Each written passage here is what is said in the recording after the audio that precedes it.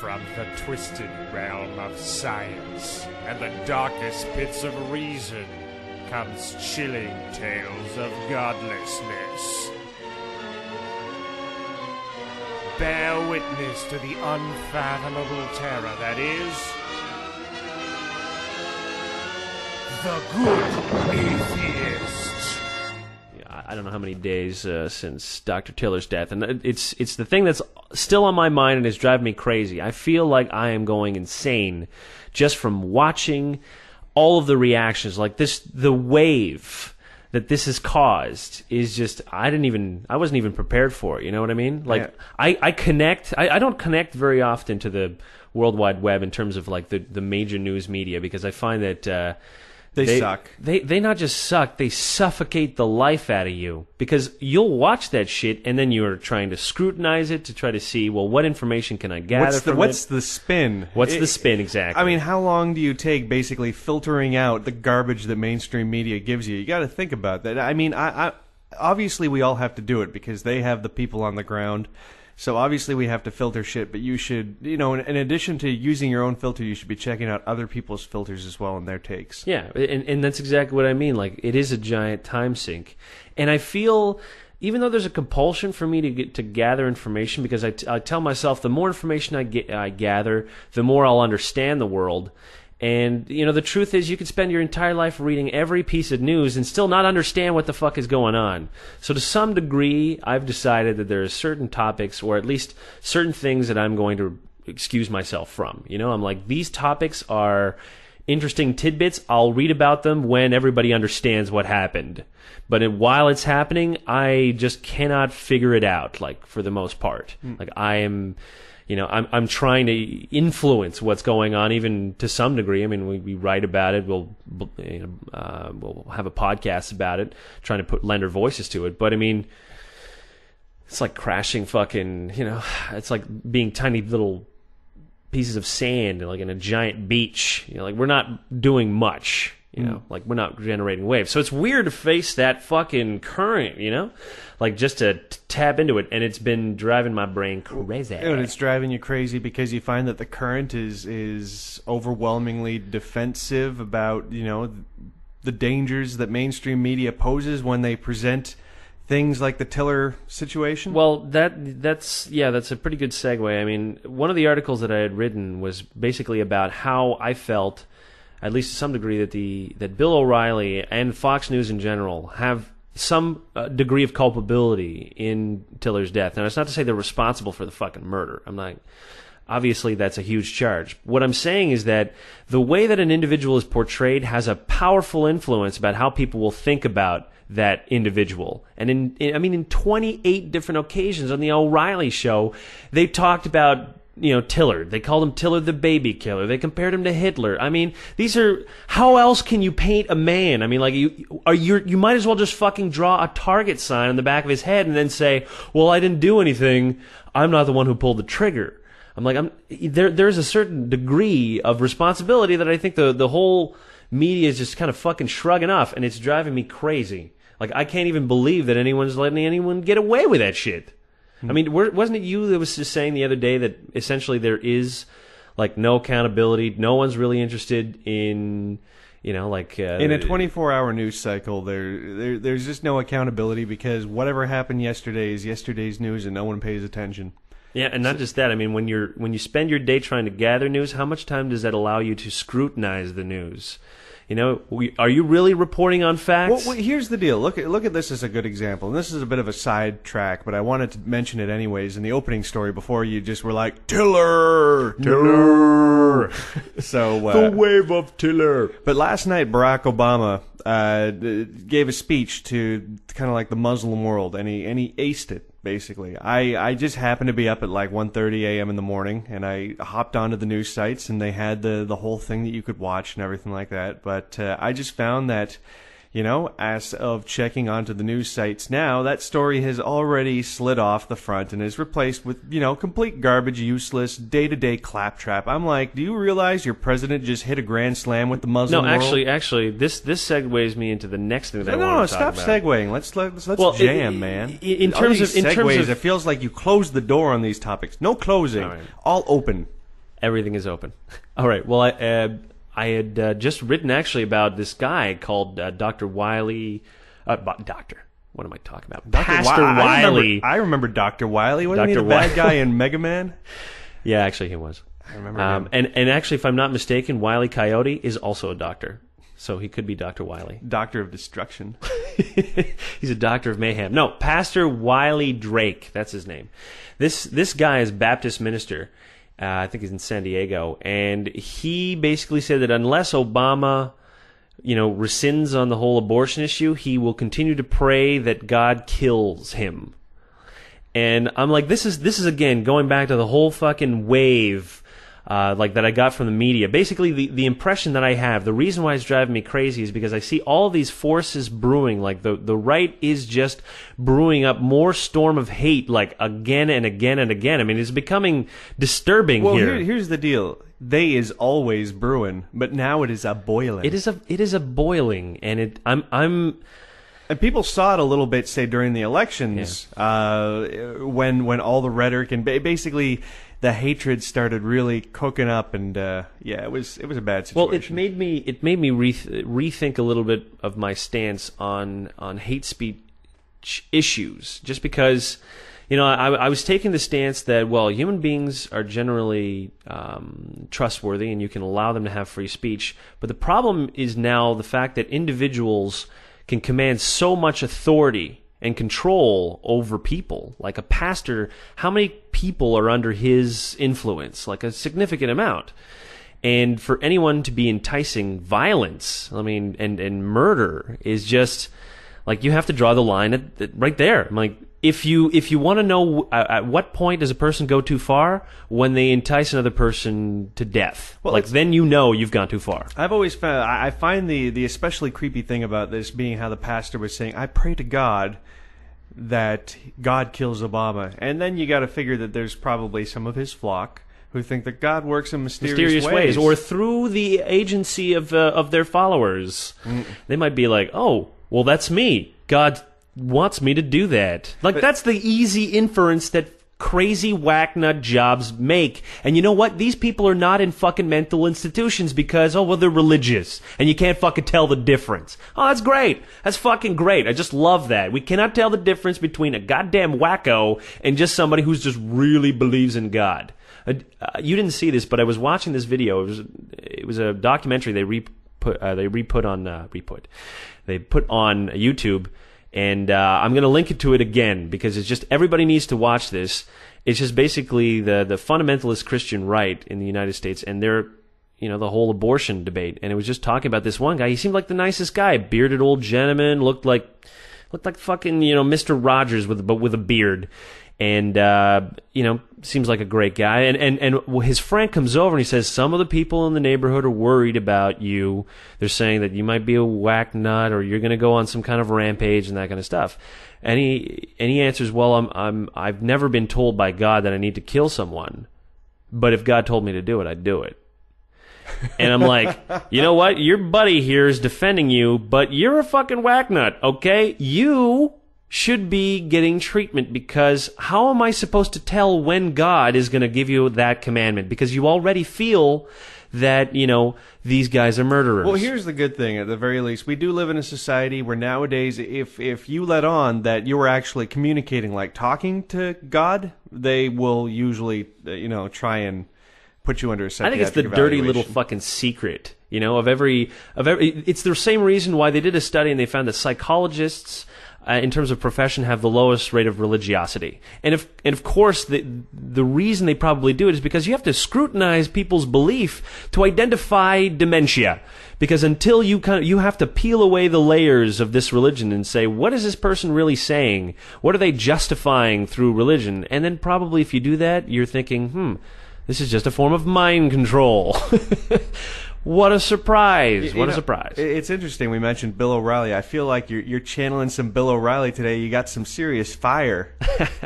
Well, I'm feeling a little incensed. I never said that I don't have any appeals to emotion sometimes when I speak. But you know what? I speak from an emotion that's at least, in my view, humanitarian. Well, I generally try to take a reasonable stance, but I can be passionate about reasonability. Here's kind of what I'm feeling like.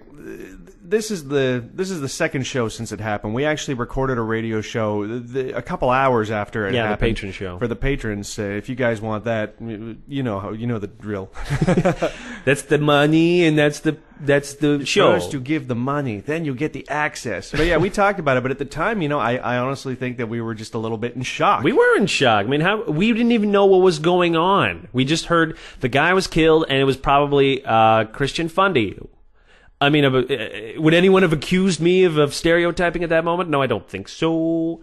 But it's a week later now. We got to hear all about basically how this guy's been portrayed in the media over the past few years. We've gotten to read the most disgusting thing I read was the tweets about Tiller by religious people. Yeah, once again going back to Twitter.com. But yeah, all these there was someone did a blog post about all of the tweets by religious people about Tiller, and there was a whole bunch of them were just like, thank God for today. This is a great day. This horrible man is dead. And I'm like, wow. Yeah, it's some pretty cold shit. I mean, but I wonder. Okay, let's turn the tables for a second. For us and say Jerry Falwell. Yeah, or Jerry Falwell, or let's take another example because Jerry Falwell just died of natural causes. But let's say Ted Haggard. A man that I just do not like. I despise this man. But let's say that Ted Haggard was killed. I have too much sympathy for Ted Haggard for him to be a good example. You're right. For He's me. just okay. I'm sorry. Let's go for another one. Okay, the guy from the Westboro Baptist Church, the crazy dude, Fred Phelps. Yeah. Okay. All right. So Fred Phelps gets assassinated. Better one. His own kid kills him. All right, let's say that happens. What, is this for some extra ironic punch? Well, it's because he's got, I don't know how many kids. He's got 20 of them. But, a lot of them hate his fucking guts. Oh. Actually, one of them, Nate Phelps, I'm not going to say Nate Phelps is a murderer. No, actually, Nate Phelps is a cool guy, and he's an atheist. Well, he's one of his sons, and he's kind of He's gone out publicly to talk about what it was like in the Westboro church. And I could see when you have a patriarch of that dementia, people can be led to be, go do crazy shit, Like the paterfamilias is not right in the head. Do you think his kids will be? They can be messed up. It's great when it doesn't happen, like in Nate's case, where he can come out of it and be a normal human being. Who he credits? He credits his wife, actually. It's this Canadian that he met to helping him become more sane from the entire experience. He described the entire incident as just insanity. So let's say he dies. Fred Phelps gets assassinated. How do you think people would respond on Twitter? They would say thank God this guy's dead. So I would be disturbed regardless. I would be disturbed in general. I think that if you feel even remotely happy that someone else is dead, never forget the fact that is not really that redeemable of a quality, okay? This is not, you shouldn't be patting yourself on your back for feeling that way. It's still a human being, for God's sakes, all right? And we should take the stance to say, we're not going to take any pleasure from anybody's death. Because even in their worst moments, they were still a goddamn human being. And it's the same with you. You wouldn't want to be treated any less humanely. We have to recognize the awesomeness of our own existences and kind of cherish that. Yeah, I agree. So it's just taking that whole good, glad he's dead attitude would obviously be pretty sick. I would hope that, in general, and I do think that in general that you would see fewer, atheists and definitely no public figures that would come out of that saying that they were happy with the outcome. And that's exactly what disturbs me the most with that whole Wiley Drake guy. Because not only is he, just said that about Obama, but he also said that it was a good thing that Dr. Tiller got killed. It is a general narrative of these guys that they have no problem with anyone assassinating people that they don't like. And why, oh why, is no one up at arms about this? Because these are the same people that are begging for God to kill the President of the United States. That is the most insane thing. Imagine people were saying that about, George Bush when he was president. You would be arrested immediately. I don't know. Well, but I get your point. it's definitely pretty scary. Well, okay, maybe not immediately, but let me tell you that there would be definitely every Republican taxpayer would be up at arms saying, like, how dare you do this? This is un-American, threatening a president. And you know what? They wouldn't be wrong about that. Like, you just don't threaten your head of government with death. Like, that's just wrong, man. Yeah, we're just a couple words away from it being just people calling for jihad. And that's a really good place for America to be. And I really love, too, how the entire dialogue from these guys is, well, in their mind, they're not even killing another Christian. They're killing a secret Muslim. And it's just another fucking layer of racism that is just, disturbing that nobody speaks out against. I'm like, are you just not annoyed at the fact that as soon as they hear the word Muslim, or they hear, like, less than human, terrorist, all these terrible things? I mean, like, that is not a progressive way to have a society. And like, who thinks that they're justified in that kind of like mentality? Like, good God, man! Like, educate yourself. Have you never met anyone that was actually a Muslim in your life? Do you feel threatened when somebody has a hijab? Like, what do you think they're going to do? Just stab you with a knife? Like, they're human beings like you and me. They just believe in something different. I don't agree with what they believe, but does not make them any more or less violent. I mean, look at the percentage of Muslims that would say, who would think that preemptive war is justified. Well, the percentages are lower than in the United States of America.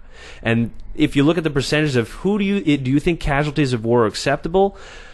In almost every Muslim country that they asked, it scored, they scored lower than the amount of the percentage of people that thought that was okay was lower than Americans. Like, question their morality? You're bombing them. Come on now. Like, you can't just turn around and say, well, you're the bad guys. Like, honestly, people are naturally peaceful, so you can't just put the blame on someone's religion. That's bullshit. Oh, people are naturally peaceful, but then you have leaders who are total cockmunches, and I guess that's pretty much in my whole view. When you ask Fred Phelps, Ted Haggard, or Tiller, it doesn't matter. But when you go up to some of those leaders out in the Middle East that are fucking over their people, in that case, I kind of have this. I wouldn't take pleasure in them dying. I just take pleasure in knowing that the suffering that they're causing has ended. Well, it's that sad reality, It's like that weird never do it except clause. You can just never... It's so hard to work in, but I mean, you're right. I mean, how many of these guys out there, these terrible individuals that essentially raise up hell from their very existence? Like, what the hell are you supposed to do with them? The fact that they are alive drives this sick campaign of violence. Like, it is insane to consider that people can kind of have be the embodiments of such things, but they are. And you're put into very horrible positions. I mean, like, I think that's why, again, like, the whole idea behind hate speech is, so long as you entice no one to murder, you can say what you will. But that's the line. That's where you draw the line. Like, you cannot say that. You just can't. I mean, you can't because of what the impact is. It's not that you can't because you're not, you're legally you're not allowed to. It's just we refuse for you to have the ability to do that. We have to take that position. And a major news network or major people, people of influence in society, we should be, not teaching them a lesson like through violence, but basically saying, like, you don't get to be our leaders anymore. Like, goodbye. Like, you said that, step down. Like, do you think all his congregation agree with what he just said? He threatened, essentially, the President of the United States, well, through his prayer, I suppose. But you think everybody's going to agree to that? Like, come on, man. Depends on what area, man. He even admitted that part of his flock had voted for Obama. So come on, like, if you vote for him, odds are, you just never know. Yeah, you never know. It's true. Like, some of these guys, there's like not one person who's disagrees, and if they do, you just kick the fuck out.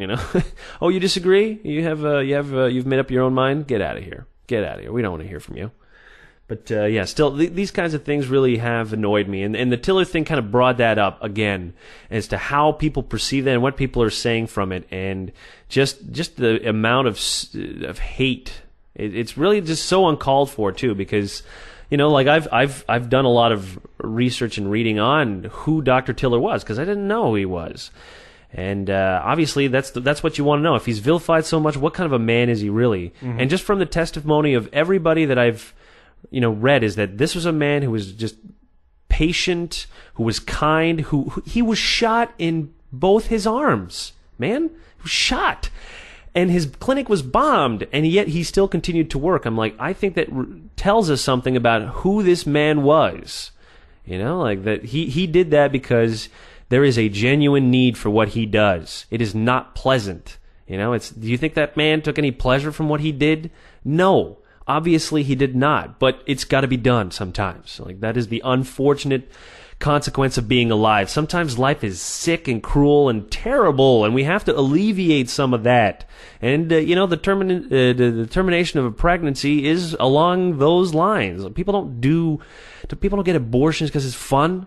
Who's like, hey, who wants some abortion? Let's go get some abortions. Like, good God, no. And especially not late term, like, holy moly. It's like, don't you think that a woman would kind of develop somewhat of a bond by that time to rupture that, to have like the baby terminated? It's got to be fucked up, man. Mm. And like Dr. Tiller is a man that, from what I understand, always handled it with care. So, I mean, still, he's painted as a monster baby killer. It disgusts me. It fucking disgusts me how they can just ignore the man's life and just focus on it for their own political gains. Well, for them, it's more than a political issue. I can understand why abortion is such a hot button issue. The only problem is that the people who are against abortions are against it in a unrealistic, we should ban them completely and no one should be allowed to have them kind of way. And I'm like, that's not reasonable at all. I think we can all agree that abortions suck and that we want to lower the number of abortions that go on. Yep. But to say, as we're working on that, to get abortions down to as low as possible, creating male birth control, that would fucking change the game completely. That would definitely change the game. But you know what? Here's one thing that I do like. There was a guy who went on Rachel Maddow's show. I don't remember his name, but he actually admitted that he was a pro-lifer. But he went on to apologize on behalf of like the pro-life movement. And he said, look, I understand that abortions need to happen. It's like my stance on pro-life is that I want to reduce the amount of abortions that are performed.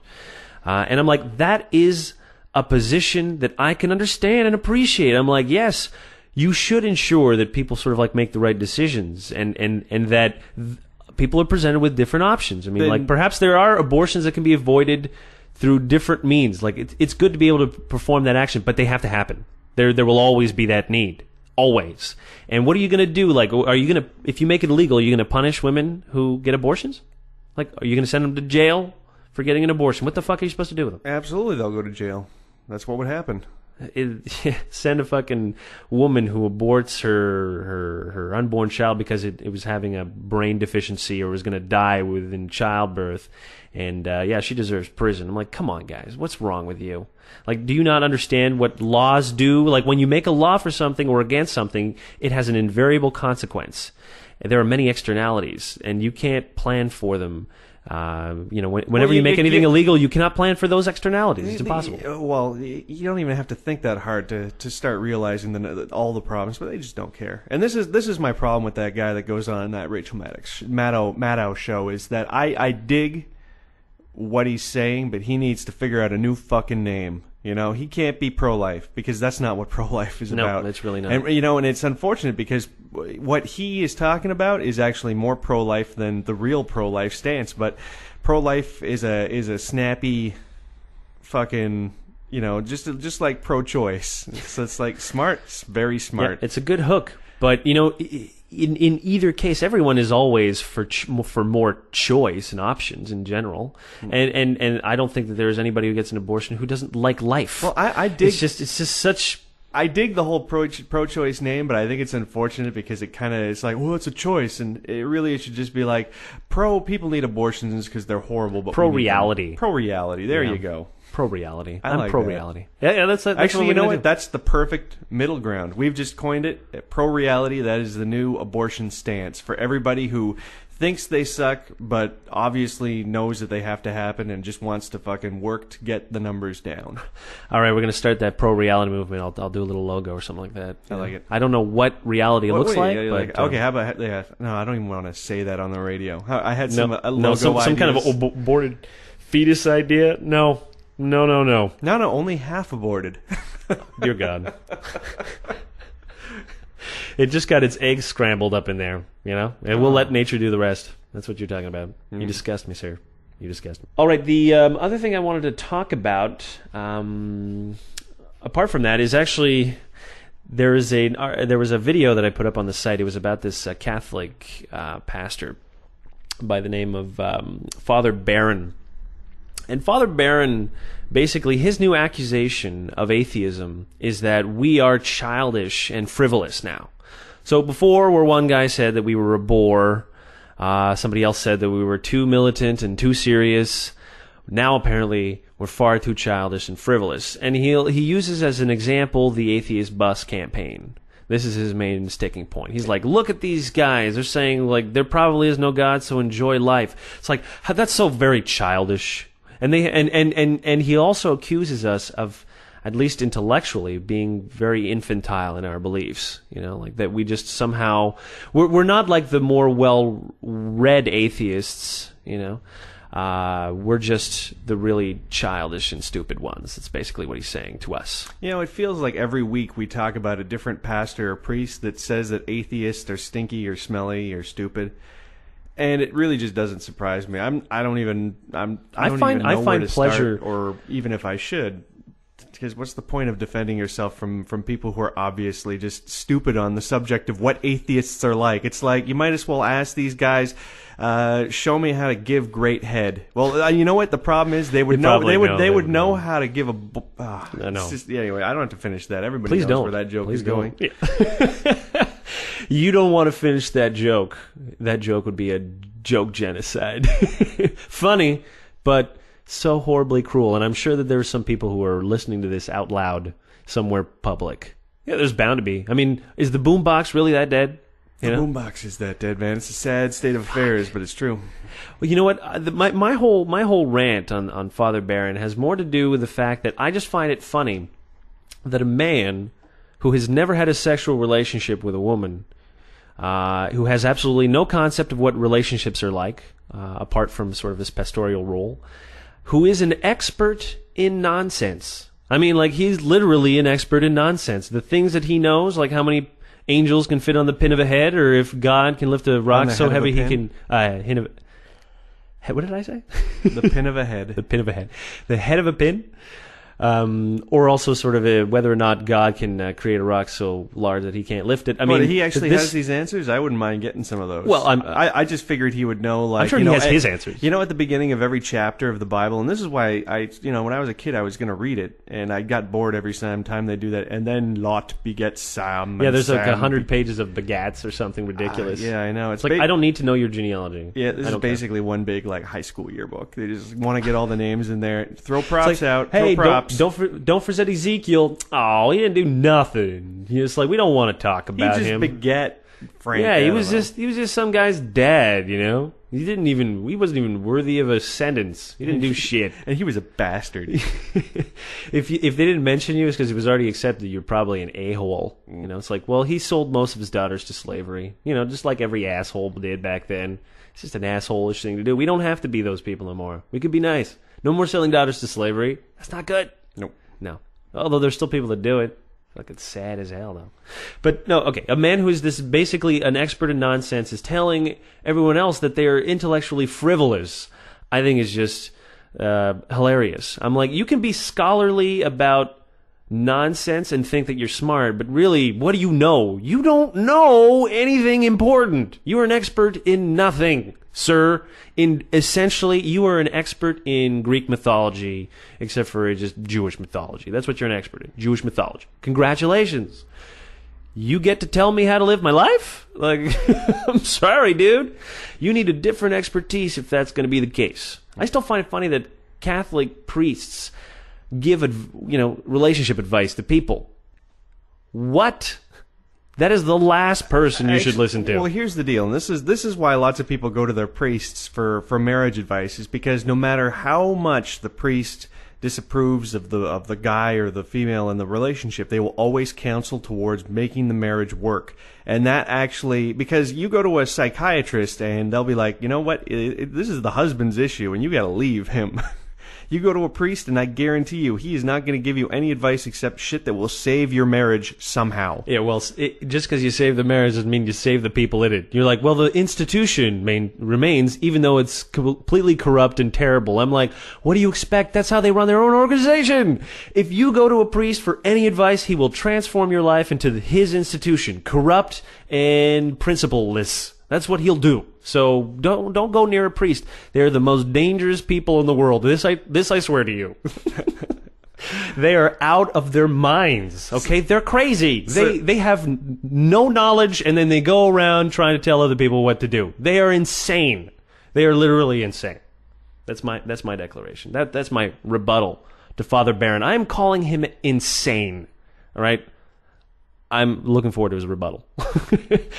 He may call me childish from that. Do you think that's a childish assumption? I think if you listen to enough of our radio shows, you could possibly make that argument. That we're childish? Yes. I think that would be fair. I think I like being childish. And frivolous. Me too. Yep. You know what? And that was the whole thing I loved about the ad, is once I started realizing that that's the key to get everyone's attention. Be like, yeah, you want to be dicks? We're going to have some fun with you.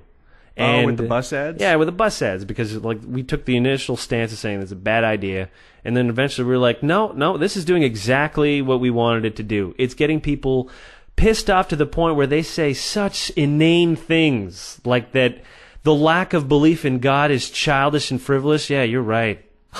What am I thinking? What a foolish child I am. So which way to your 2,000-year-old undead zombie Jesus? Like, where do I sign up for this? Oh, he's the way through heaven, is he? Did he ever give us any answers beyond the mere, ridiculous, contrite bullshit that other human beings could easily spew? No? Did he figure out any mathematical equations that we didn't know? No? Did he tell us anything about the universe we didn't already know? No, he did not. Expert in nonsense. Congratulations. Let's listen to these guys. They really know what the fucking deal is. Not. All right. I think that rounds up my rant. Not too bad. I liked it. All right, we will catch everybody on Tuesday for the bonus podcast. And you know what? Before we go, I wanted to mention this quickly because a fan who recently became a patron said that he was waiting to see how consistent we were going to be with the shows before actually contributing.